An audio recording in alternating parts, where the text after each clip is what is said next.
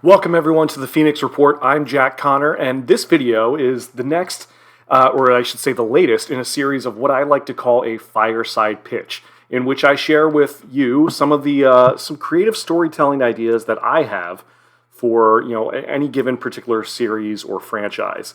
I've done several movie and TV reviews here on this channel, but I figured I'd challenge myself a little bit to come up with a story idea of my own. If I was in charge of rebooting or remaking or an existing, I should say rebooting a particular movie or TV show, what would I do?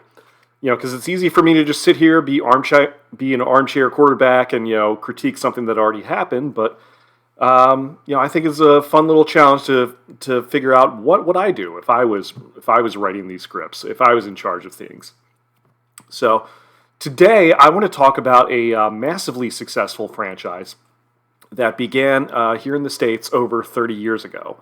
It all started when an Israeli-born businessman by the name of Haim Saban produced a westernized adaptation of the long-running Super Sentai series from Japan. Super Sentai is a show that was around in Japan since 1975, owned by the Toei Company, who they produced all the Godzilla movies and Mothra and that sort of thing. Super Sentai wasn't too far from that. It was a staple of Japanese children's live-action television. The genre was known as tokusatsu. The cast and the premise would change every year, and each particular season would have its own self-contained story arc. But each season, each iteration, kind of followed a formula. You'd have this team of colorful masked superheroes that would have large mechanical robots that would combine into like a larger battle robot exoskeleton, sort of like, and that's been sort of a tradition with Japanese media. You see like in Voltron and Gundam and that sort of thing. A lot of that, I think, Super Sentai sort of predated some of that stuff, but that's been a big thing in Japan for many years. And for years, Haim Saban, he had been trying to pitch this idea of taking this existing Japanese footage and splicing it, integrating it with new footage of an American cast with original storylines and narratives. He tried to do this all throughout the 80s, but it wasn't until 1993 when Fox picked up the series here in America, and Power Rangers was born. Specifically Mighty Morphin Power Rangers, which was the original and the most widely known incarnation to this day. In 1993, when the show came out, I was around 9 years old. So, and at first I loved it. Like I was pretty much right in that target demographic of what the show was geared towards. It was right in that sweet spot, I thought. I think it wasn't until the second season before I got a little bit older, I started to age out of it, and, there was a point where it wasn't really cool to like Power Rangers anymore. Once you hit 11 and 12 and 13, it's a little bit tougher. But, even though I aged out of it a little bit, I would still occasionally flip through the channels just to see, like, all right, what are these guys up to now? Out of curiosity. If I had to describe Power Rangers as simply as possible, or at least describe what that original incarnation was, basically I would call it Saved by the Bell on steroids. You had 5 teenagers with a 6th one added later. Everyone had various unique personalities. They had a unique archetype. You had the jock, you had the nerd, and the valley girl, and so on and so forth. But they were all best friends. They all did everything together. And in this show, they just happened to live these secret lives as superheroes who fought monsters and, drove giant robots. Now, as silly and childish as the show could be, I always felt that it was a strong concept. I always thought even the original suits with the helmets looked pretty cool. Now, over 30 years later, Power Rangers is still on television. It's had several video game and comic book adaptations. There have been 3 major movies made out of it with varying degrees of success. And currently the franchise is owned by Hasbro, and it's still very successful. And you're now in a position where multiple generations of fans have grown up with it. They have their own conventions, Power Morphicon, Ranger Stop. A lot of these, it's still a very big thing. I should say it still has a very large fan base. And I know that for many years, many of the adult fans have been asking for a more mature, serious adaptation of Power Rangers. Many Power Rangers fans are now adults, and because the original show is very much geared towards children. Nothing wrong with that. I mean, they're basically glorified toy commercials. Nothing wrong with that at all. But that's what they were. I think there are a lot of folks out there who might want to see a more grown-up version of Power Rangers and might want to see what that looks like. I kind of liken it to the difference between in the 1960s, how you had the Batman TV series starring Adam West and Burt Ward, and how that was a different interpretation of Batman as opposed to what we got later with the Tim Burton movies and the Christopher Nolan movies. We've seen more childlike and more grown-up versions of that. So I feel like Power Rangers has the potential to do something like that. I'm not saying it would be as big as Batman and Superman, but I feel like you could tell a good story out of that. And in a way, we sort of got a more grown-up, mature version of Power Rangers with the 2017 Power Rangers movie that came out, which was produced by Lionsgate. Now, for the most part, I enjoyed that, the 2017 movie. It ended up underperforming at the box office. It didn't really do all that well. I kind of came and went. It opened at the same weekend as Beauty and the Beast, the live-action Beauty and the Beast produced by Disney. So that's, it's tough competition. I doubt that most people who aren't Power Rangers fans are even aware of that movie's existence. So needless to say, and now that the franchise is under new ownership, they have different plans, so sequels to that movie are probably not going to happen. But I do think about what I would do if I was in charge of making a new Power Rangers movie or a series. How do you begin to adapt or reinvent something with all those decades of mythology and such devoted fan base? It would be tough because people are going to expect certain things in it, and it's impossible to please everybody.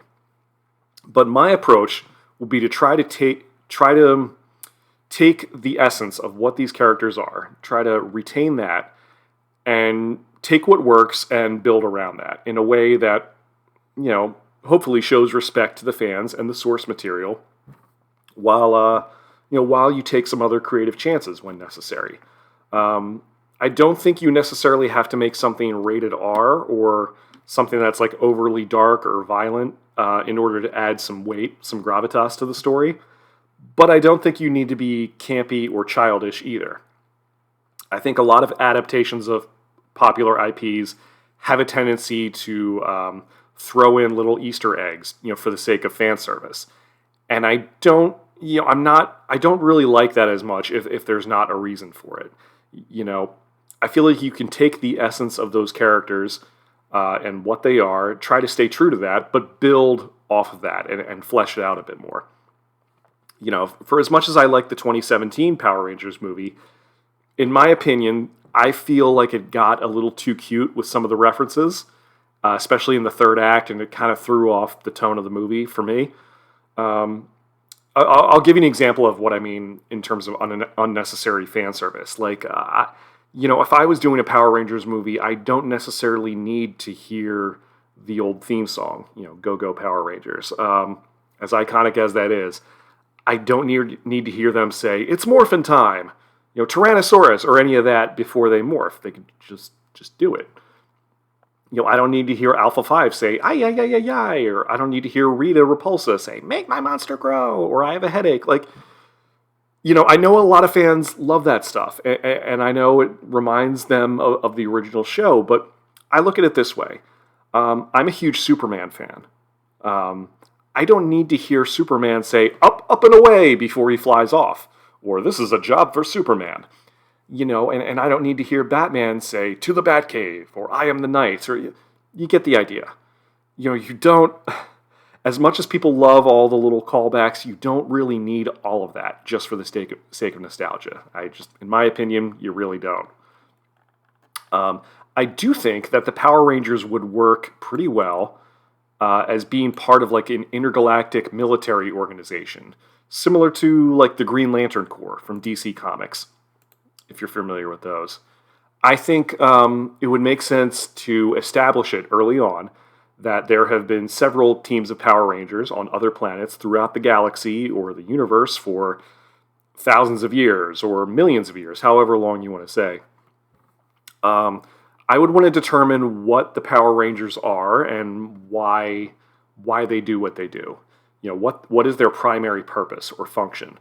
I think a good way to put it was, you know, maybe they are responsible for defending worlds from otherworldly threats. You know, like planetary extinction level threats, but not necessarily interfering with local politics or anything like that.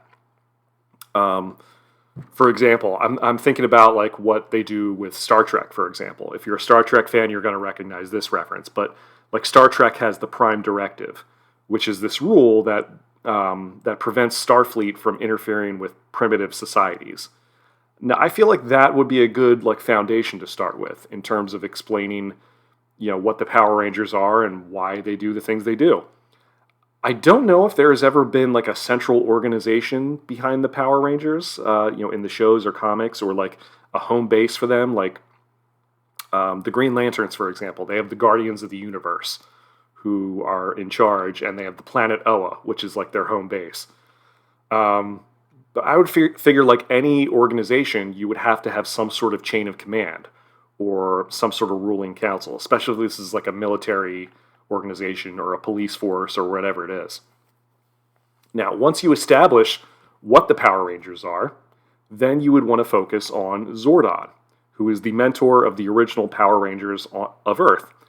Now, he's the reason why the original team gets together in the first place. The original show, that established that Zordon was a warrior from the planet Eltar. And somehow he got stuck in this trans-dimensional time warp situation, which was why he was basically a floating head in a tube on the show. The 2017, that kind of expanded on his backstory a little bit, because in that movie, Zordon was a Red Ranger who led a team of Power Rangers on Earth during the Cenozoic era, you know, and he and his team had died right before the extinction of the dinosaurs. And the movie was a little confusing too, because I think they were implying that Zordon may have intentionally caused the meteor shower that wiped out the dinosaurs just to stop Rita Repulsa. It was a little bit of an odd plot point. I didn't really understand it, but in the movie, he ends up returning as this AI, as this computer program, and being this reluctant mentor to these 5 human teenagers millions of years later. Now, regardless of how you want to set up Zordon's backstory, obviously he is a very important character in the history of Power Rangers. You know, for example, the robots, they're called Zords. So I had always assumed that maybe he was the inventor of that technology. Or maybe he was named after them. I'm not sure who was named after who, but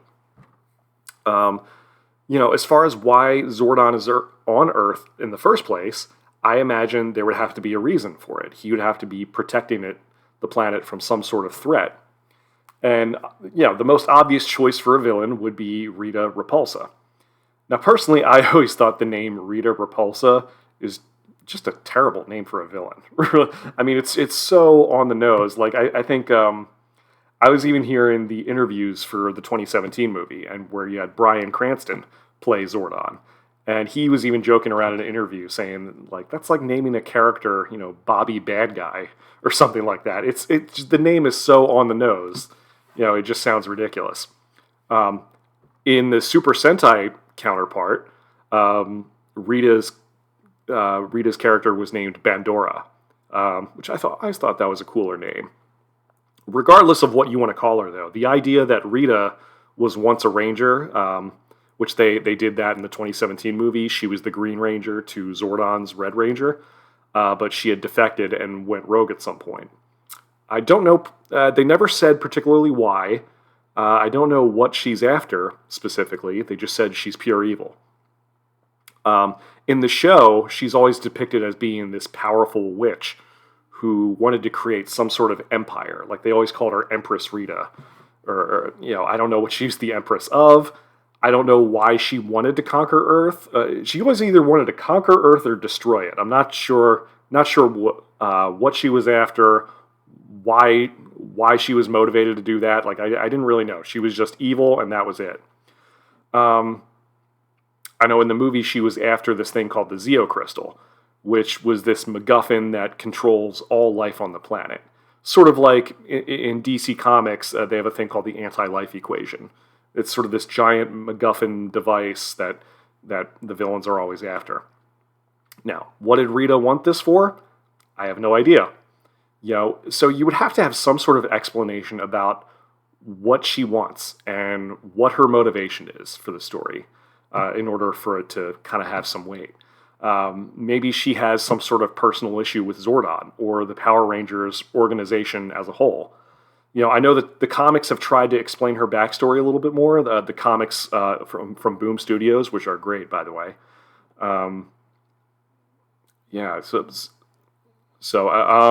But I like that idea of her being like this disgruntled former Ranger who has this personal vendetta against Zordon and all the Power Rangers, and somehow gets the ability to wield this dark magic. You don't even necessarily have to explain her full backstory right away, but I feel like it would be a good idea to flesh that out at some point. I don't know a lot about where Rita Repulsa comes from, so I did a little bit of research into her character. And her parents were called Master Vile, his real name was Eldon, and Lady Fienna was her mother. And she had a brother named Rito Revolto, who was just a skeleton. Can't make this up. Excuse me. There was a story in some of the recent comics from Boom Studios that sort of explained that her father, Eldon, he had become corrupted by Dark Spectre, who was this powerful being that was the main villain for Season 6, which was called Power Rangers in Space. Now, I know even less about Dark Spectre than I do about Rita and her parents, but Dark Spectre, from what I understand, he's this powerful, like godlike warlord, sort of in the vein of Darkseid from DC Comics, or for the Marvel fans, he's probably more like Thanos or Mephisto or Galactus.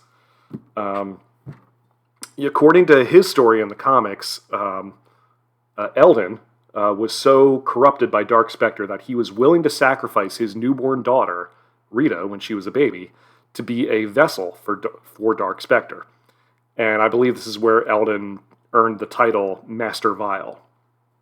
That wasn't his name, that was just a title that he earned somehow.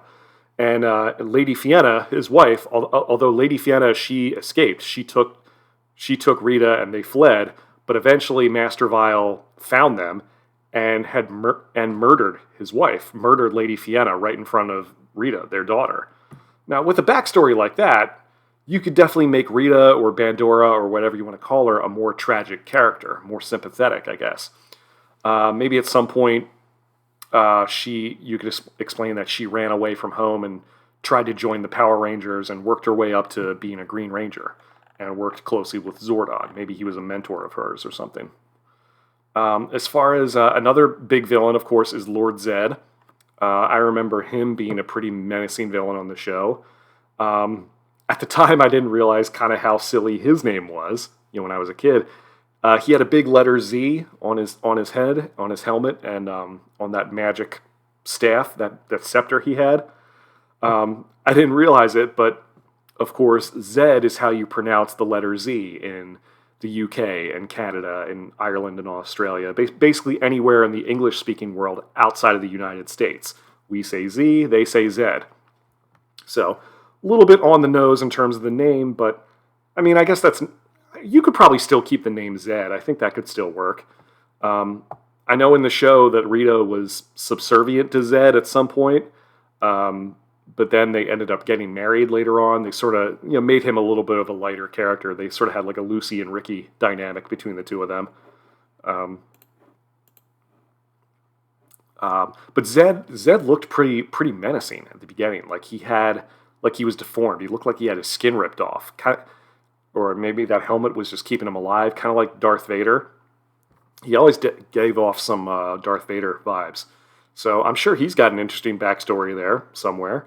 I know in Season 4, Power Rangers Zeo, you had the Machine Empire, that's a great villain as well. Like this whole artificial intelligence society that's looking to take over, all life. You can do a lot with that as well.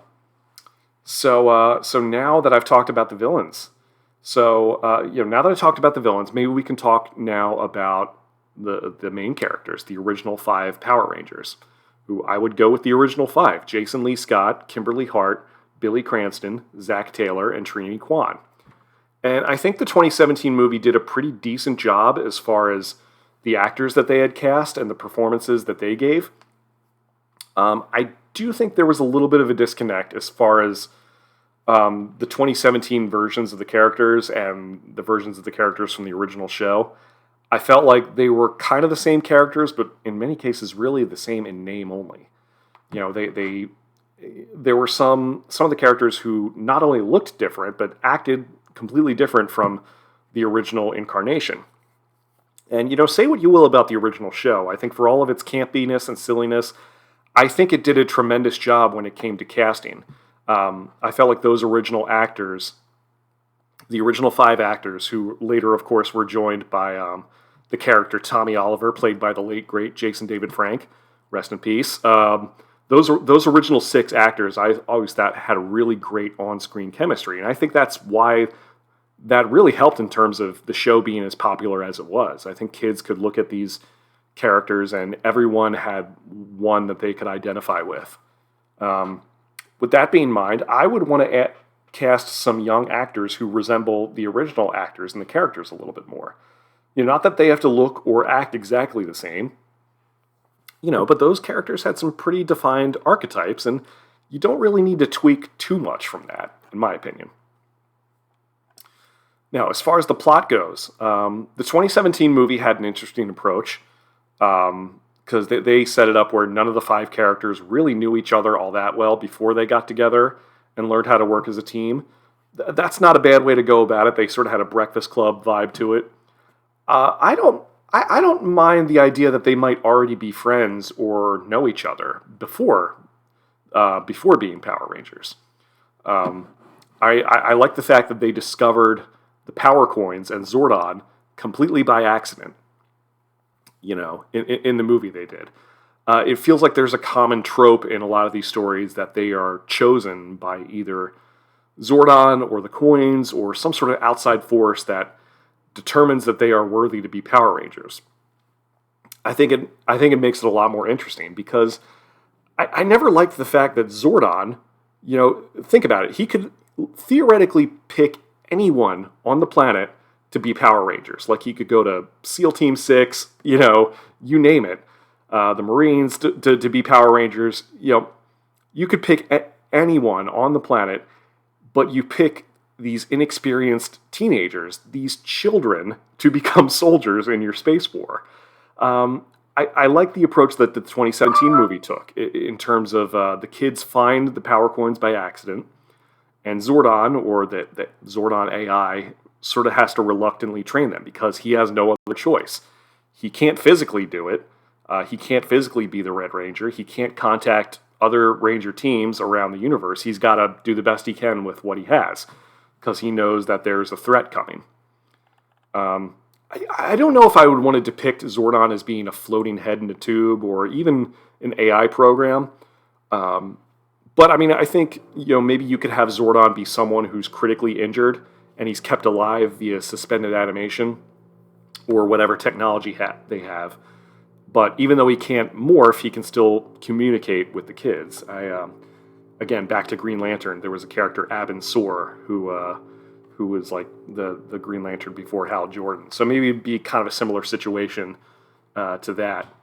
Maybe you could have, I can imagine the kids from Angel Grove, they find these Power Coins and they discovered either his ship or his command center, and he's able to communicate with them. But again, he can't really help them. So I think that would add some dramatic tension to it. Before I go too much farther, by the way, there are a few things about Power Rangers that I've always been a little confused about, and I feel like it's never been fully explained what the Power Rangers' powers really are. Like, I'll give you an example. Like, I've always gotten the impression that the suits gave them enhanced speed and strength and durability, stamina, reflexes, that sort of thing.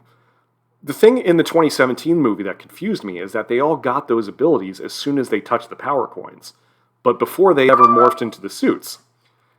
Now, when they're in the suits, I feel like that's, by the time they get to the suits, I was thinking like, well, what's the point of having this?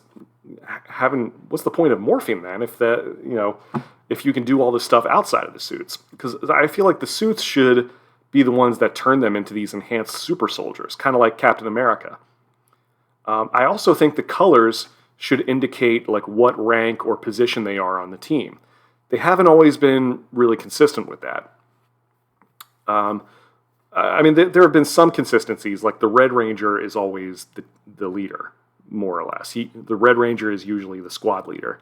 But I would want to define the other characters, the other colors, and figure out what they mean, so that each person on the team has like a clearly defined role.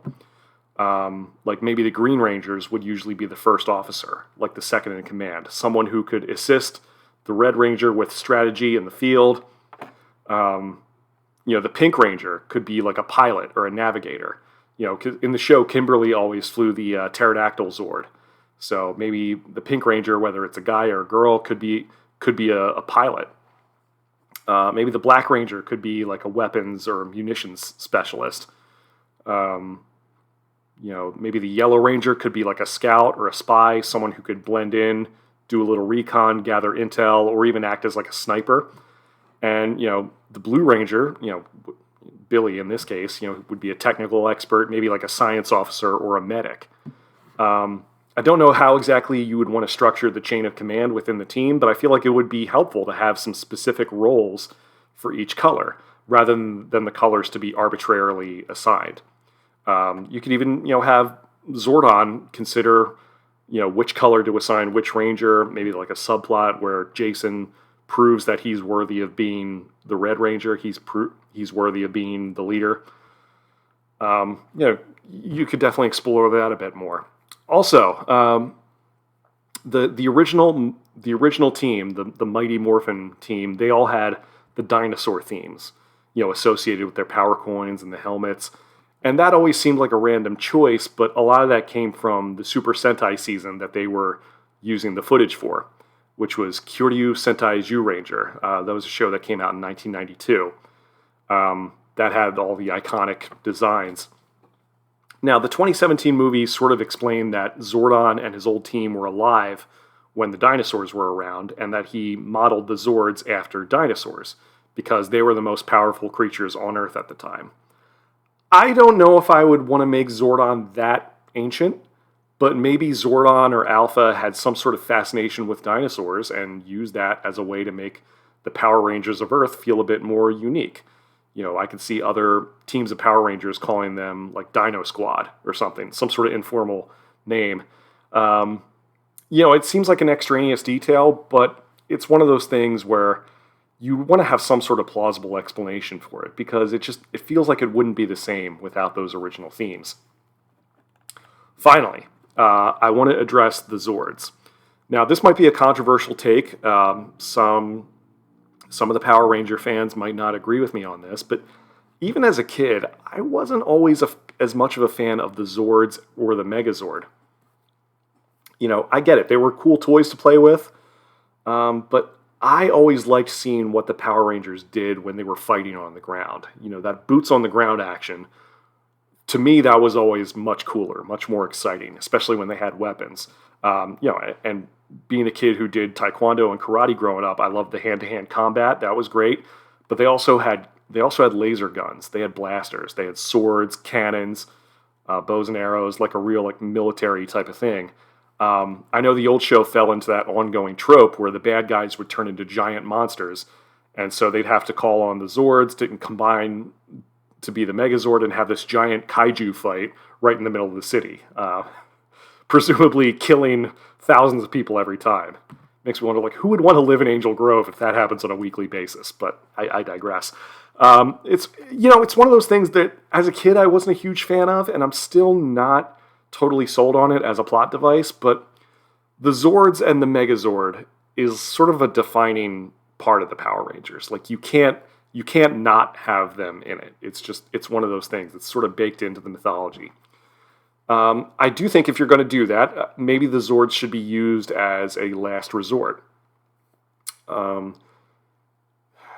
What I mean by that is, like, Zordon is the inventor of this technology. Maybe the creation and the use of the Megazords might be seen as a little bit controversial by some of the other Power Ranger organizations within the universe. Within this universe, I mean. Like, I don't know if Zordon has any superiors, but maybe they might be a little hesitant about using the Megazords because you can't use these giant machines and not have collateral damage or destruction. If you're going to use those in the movie, they have to make sense why this is the most efficient way to do it, and there have to be some consequences or stakes involved. So I would want to use the Megazord a little more sparingly. Maybe use the Zords when they're uncombined, because you have, like, the pterodactyl. That's basically a fighter jet. You have the other Zords that are basically tanks, or like all-terrain vehicles. Like, there's a lot you could do with that. Maybe one's a submarine. Go underwater. You never know. There's a lot of different ways that you could do it.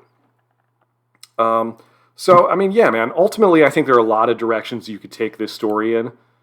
Not just in terms of the villains and the action, but definitely, like, the dynamics within the group. Like, how do they work together as a team? How do they overcome various obstacles? Also, how do they balance life as high school students while also being Power Rangers? In the show, in the movies, they were always ordered not to reveal their identities to the public. And I never really understood why Zordon or any other alien organization would care about whether the Power Rangers were publicly known, whether their identities were public or not. Like, I figure if I'm Zordon, like, whatever they do in their personal life is fine as long as they're getting the job done. I feel like keeping their identity secret should be a choice that the Rangers make for themselves. I feel like that would make a lot more sense to me, because they'd be like, yeah, if people knew who we really were, like, our lives would be over as we knew it. And of course, you'd eventually want to introduce Tommy as the Green Ranger and the sixth member. I know in the original show that the evil Green Ranger storyline, it was like a 5-part episode story arc. It's probably the most iconic story arc in all of Power Rangers. There's a lot you could do with a story like that, but I would maybe make it a little different, where Tommy isn't necessarily mind-controlled. For example, like, maybe they could do a story how, like, Tommy might have lost a friend or a family member who was killed during one of the Rangers' previous battles. And maybe he, like, subconsciously blames them for that, which would allow Rita or Zed or whoever to manipulate him into doing their bidding, because he's a kid. They're all young kids. Maybe he's, like, very impressionable and he's angry, and they sort of manipulate him into thinking he's doing the right thing. Maybe Tommy and the other Rangers could have, like, sort of a history before they became Rangers. Maybe Tommy and Jason were buddies growing up, or maybe he was already dating Kim by that point. And, imagine that you're friends with someone and you get the feeling that, like, they're keeping a secret from you. And maybe that was the case with the Power Rangers. Like, the other 5, like, Tommy knew something was up, but they didn't tell him, and maybe that, caused a little resentment for him. There's a lot you could do with a story like that to help develop these characters a little bit more. Even some of the, like, the side characters, the ancillary characters, could be fleshed out and reimagined a bit. I know fans love the characters Bulk and Skull. As a kid, I kind of thought they were a little annoying, because I wanted to worry about what the Rangers were doing. No disrespect to Paul Schreier and Jason Narvey, talented actors. They seem like they're great dudes, but I was always more interested in what the Rangers were doing. If I had to put them in a rebooted movie or a series for comic relief, I would have them be vloggers on social media. kind of like what I'm doing right now. I would have maybe them be like vloggers where they're talking about these wild, outlandish conspiracy theories about who the Power Rangers are, who they really are, and what they're here for, and have them come up with all these like theories. And the more absurd and wacky, the better. Just make them completely ridiculous. Speaking of Bulk and Skull, by the way, I know in the show they actually have quite a bit of character growth because they were there for a long time. In the show, they go from being like these mean bullies to eventually a little more harmless, a little softening up a little bit, and eventually they become cops, albeit bumbling, incompetent cops, but, they mean well nonetheless. I personally wouldn't spend a ton of time with those characters, but if you want to put them in, I'm sure there are ways to do it. You could also include some of the memorable side characters like Ernie or Lieutenant Stone to just kind of flush out, their world a little bit. What I would personally love to see is how the Power Rangers transition from being teenagers to young adults, and what really happens to them as they get older. What happens to them after high school? Do they go off to college? Do they stay with the team? How does being a Power Ranger and going through everything they've gone through up to that point, how does that affect them personally and their relationships outside the team? With family, loved ones, you name it. Do any of them end up suffering from PTSD? Do any of them even get injured or killed during the line of duty? Not that I want to kill too many characters, but there got to be some stakes involved. I could see characters like Tommy eventually splitting off and becoming a Red Ranger and leading his own team, which you could use that to introduce other characters like Adam, Rocky, Aisha, Kat, and Tanya, and some others. I could see like the Dino Squad inspiring all these other Power Ranger teams to pop up on Earth. On the original show, I know Jason became the Gold Ranger in season 4, and Tommy became the White Ranger in season 2. Maybe that could be like something that they like a promotion, like they get promoted, like they're senior officers, they move up the ranks. Maybe that's what those colors could signify. Maybe Zach and Billy and Trini or Kim, maybe any of those could lead their own Power Ranger teams eventually. There are a lot of different possibilities there. I know the comics from Boom Studio have done a great job of introducing other new characters and stories as well. There's a lot there you can adapt from. I know that one of the more popular stories is Shattered Grid. I personally wouldn't jump right into Shattered Grid because it's a multiverse story, and I'll be honest, I can't stand any more multiverse stories. But if you're going to do someone like Lord Draken, that could be interesting. I don't know if I would make him like a variant of Tommy from another universe, but maybe he's a clone, or maybe he's some sort of different character. The story of the original Power Rangers of Earth from 1969 was something they did in the comics. They had this character named Grace Sterling, she was the original Red Ranger of that team. So, yeah, I thought that was pretty interesting as well. Finally, before I close up here, I do want to point out that now that Hasbro owns the Power Rangers brand, there have been talks among the fans about putting the Rangers in the same universe as other major properties like the Transformers and G.I. Joe. I know in the most recent Transformers movie, Rise of the Beast, they've already invoked G.I. Joe and hinted that G.I. Joe is in the same universe at the end of that movie, from what I understand. So, could the Power Rangers cross over with those characters? You never know. I personally wouldn't jump into that right away, because you don't want to rush building up a shared universe just for the sake of doing that. I've seen that backfire many times. Just look at the Universal Monsters. They were trying to get that going with the Tom Cruise Mummy movie, but that bombed, so that screwed up their whole plans. Kind of putting the cart before the horse. You don't want to do that. But those are some of the ideas I had for a more mature, grounded Power Rangers movie or series, and what that might look like. I still think the concept is strong. I feel like the characters have a lot of potential for growth. Look, action movies and sci-fi movies, they're a dime a dozen. Certainly we have the technology to do more than we did during the 90s, and people are always going to enjoy going to the movies or tuning in to see the action and spectacle All of that is a given. But I think if the story and the script, the characters and the performances are all strong enough to make a connection with the audience, I feel like that's where these types of movies have the most success and the most staying power. But that's just me. Let me know in the comments what you think. You can make sure you follow me on all my links here.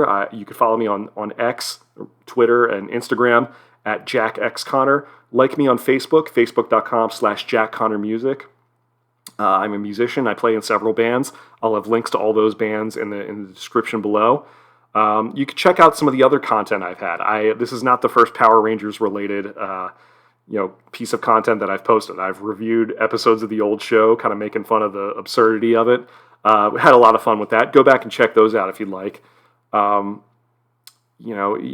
can always leave a question, leave a comment or a suggestion, subscribe, ding the notification bell, or leave a 5-star review. If whether you're listening to the audio version of this or if it's on YouTube, however you're listening to this, make sure you follow, check out all the other episodes, and leave those comments. I want to hear from you guys. Thank you all, as always, for tuning in. This has been the Phoenix Report. I'm Jack Connor. We'll see you later.